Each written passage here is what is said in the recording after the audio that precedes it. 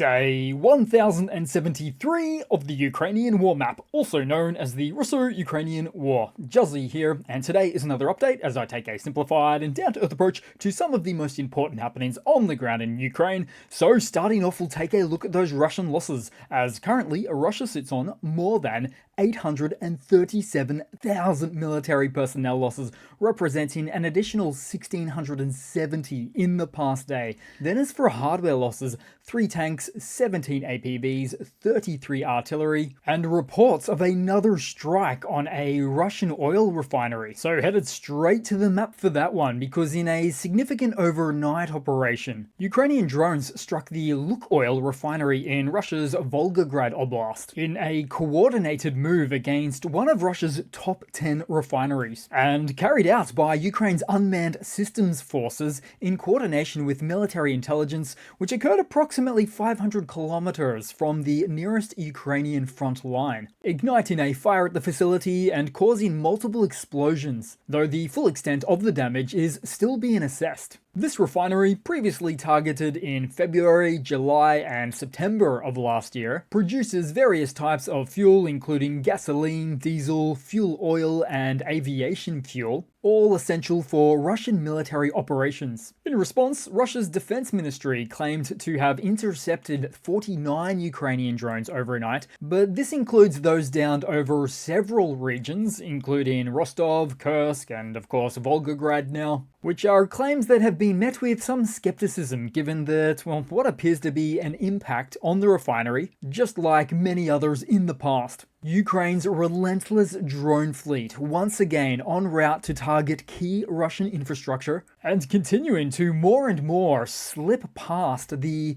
Kremlin air defenses. Then speaking of Rostov from just a moment ago, multiple reports of explosions in the region and located at the outskirts of the city of Rostov-Don itself. As per local resident reports, it also appeared that Russia's air defenses were active some 50 kilometers west of the city in Taganrog, likely related to those same aerial threats in Rostov and Volgograd.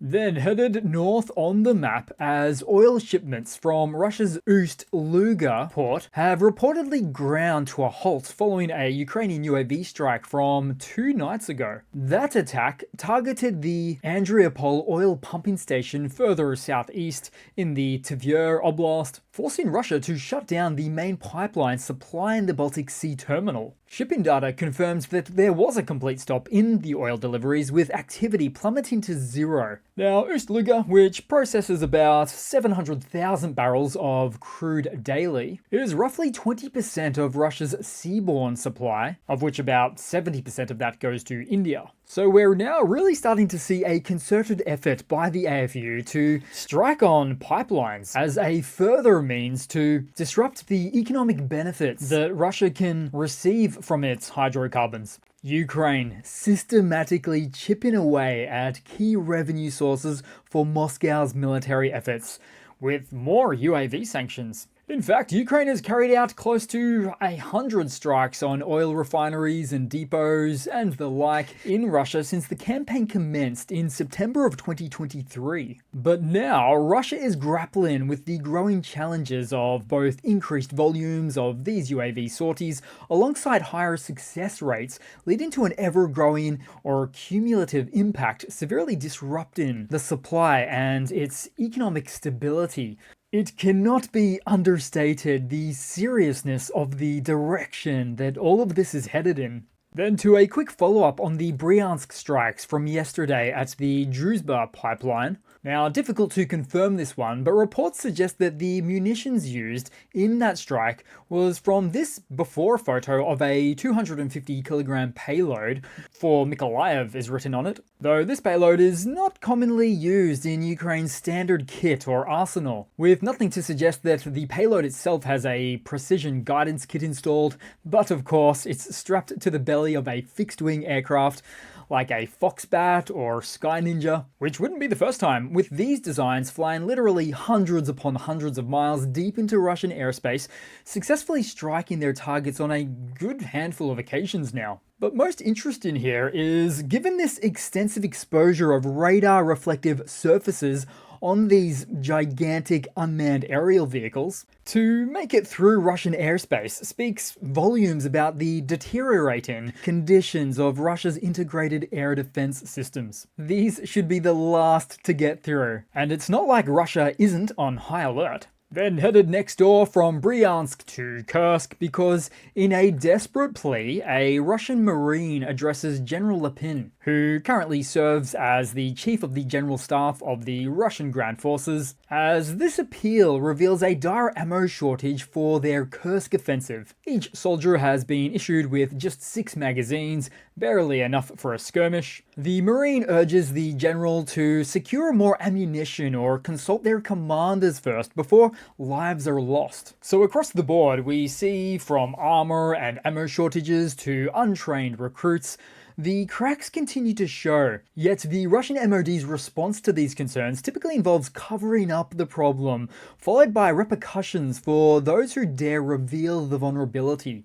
Then headed into the main map with some tough times seen for the embattled Ukrainian town of Chasiv Yar, although reports that the town fall into Russian forces has been dismissed by various groups and officials speaking on the matter, with fighting said to be still ongoing. The expectation would likely be that Chasiv Yar will fall to the Russians, bar any successful Ukrainian counterattack. But as current, the Russian troops have been consolidating to the center of the town after losing steam on the northern and southern flanks over the past few weeks. Although, to maintain further accuracy there, Russia has been working on the northern flank over the canal since mid-October, with their current position west of Pivnichny comes after their previous positions just east of Pivnichny, accounting for their frontline position in early to mid-December. And given that we're pretty much headed into February now, Ukraine usually has concerns for increased Russian activity in or around the last week of February due to the warming conditions more ripe for attacks. It was no different with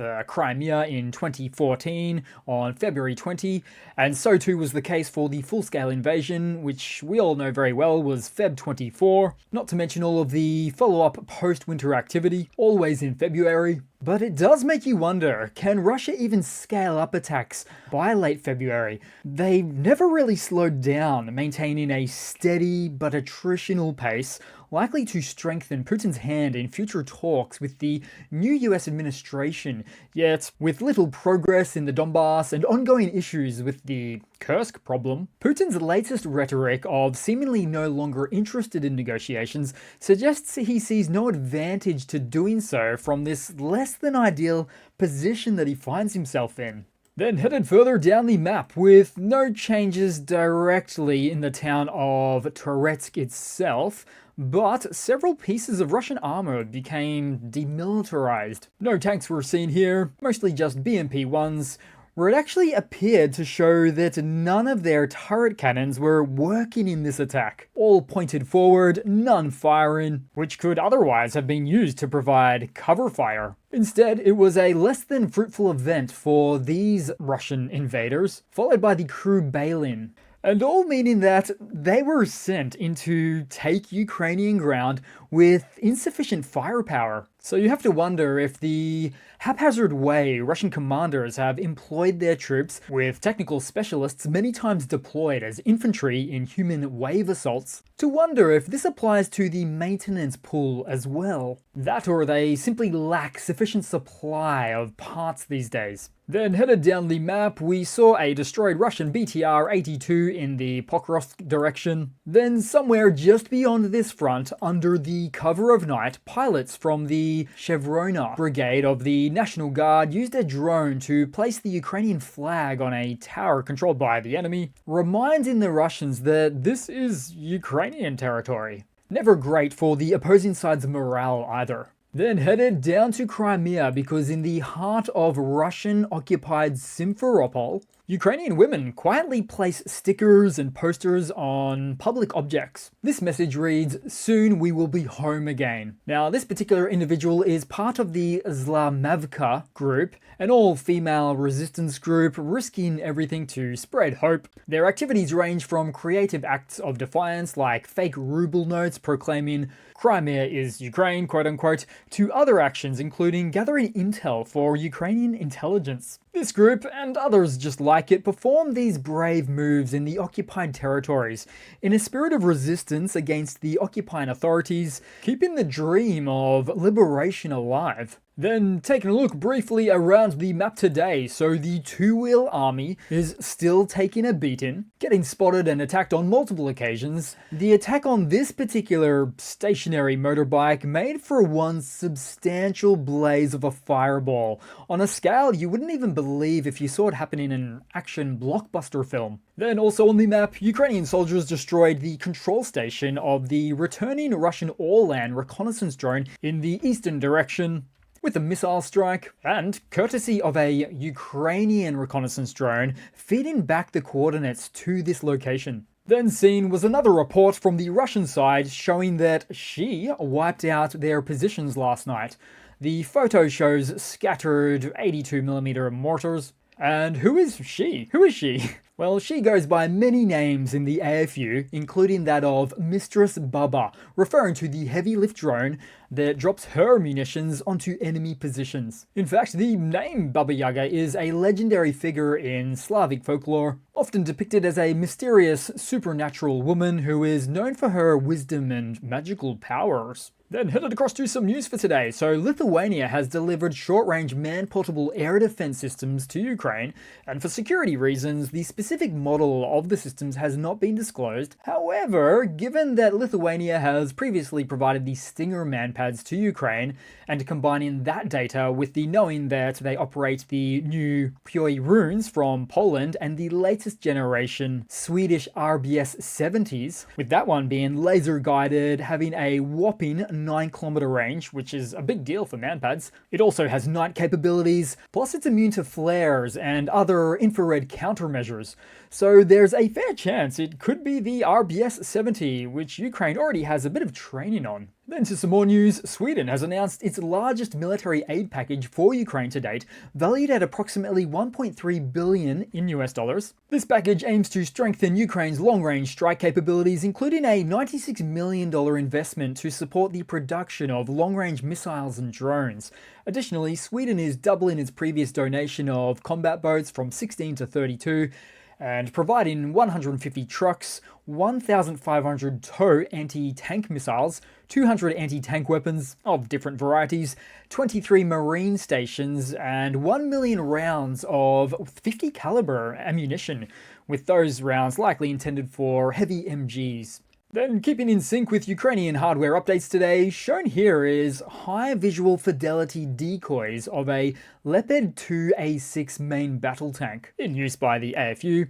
It's said that Russia expends about 1 to 3 of their Lancet drones to take these out, so to speak, But interestingly, even if the Russian operator somehow realized they were decoys, they'd probably still strike at them, all because of a bonus payment system they have for successful hits. Although, having said that, it was about 6 months ago when numerous reports came out from Russian operators and traditional Russian jet aircraft pilots angry about no longer receiving their bonuses, as the Russian coffers had dried up, and probably their one source of high morale gone.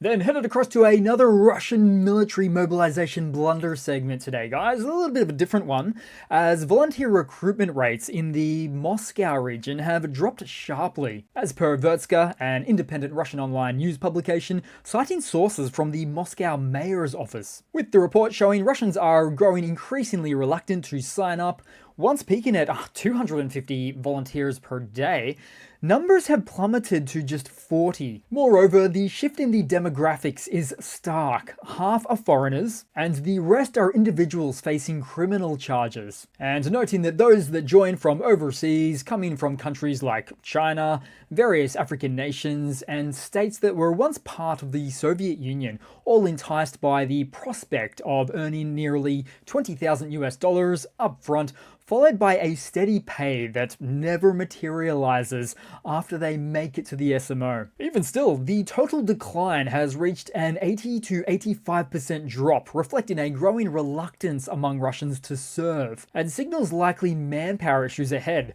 So as the war drags on, the Kremlin is finding its pool of willing volunteers running dry, forcing it to make some pretty tough decisions, some tough choices about its military future. Now, the Kremlin has already made plenty of tough choices, including lowering enlistment standards, increased financial incentives, recruiting more foreign mercenaries, using prisoner battalions, and what else do we have? Extending conscription and service terms indefinitely, which will in turn leave Russia with but a few options, including another wave of a very unpopular partial mobilization, or shifting to a defensive stance, which is not good for the Kremlin's ego at all, or, quite unlikely, declaring full-scale war, which would be even less popular than a partial mobilization 2.0. Not that their military could even support such a full-scale deployment at this stage of their military's logistical crisis. And that's really what it is. Then, as part of a quick related follow-on blunder, contracted Russian soldiers used to survive in some cases for up to a year in the SMO. Then it went down to a matter of months. Then ever since the third quarter of last year, it decreased even further in many instances to only surviving for a matter of weeks, with a rare few better counted in terms of days, like one such Russian chap from the time of contract sign-up until elimination in the SMO, a mere 8 days. So this could in fact be one of the most important metrics we can come across in this war, which is the average endurance rate, shall we call it, of a typical Russian soldier. Because Russia's burn rate is getting so high, and yet it's needed to meet the challenges of their own self-created status quo of having to send more and more soldiers into the meat grinder, to the level where their army eventually reaches a critical juncture in troop replenishment capabilities, unable to replace soldiers at the rate they're losing them, which, by that point, something's gotta give. Then headed across to a completely nonsensical 5-second funny to round off the video today. So Russian propagandist Syolivov, or Uncle Solly as I very affectionately like to call him, has in his latest rant said that, well, I'll just verbatim here. So, quote, "Excuse me, but the only real democracies, if we look at it, are now us and the Belarusians. Because of the will of the people rule, the people decide." So, I told you it was nonsensical. It's hard to even dignify this with a response. So that's it for today, guys. Thanks again for watching. Please continue to like, comment, subscribe, and I do hope to see all of you guys there in the next one. Cheers!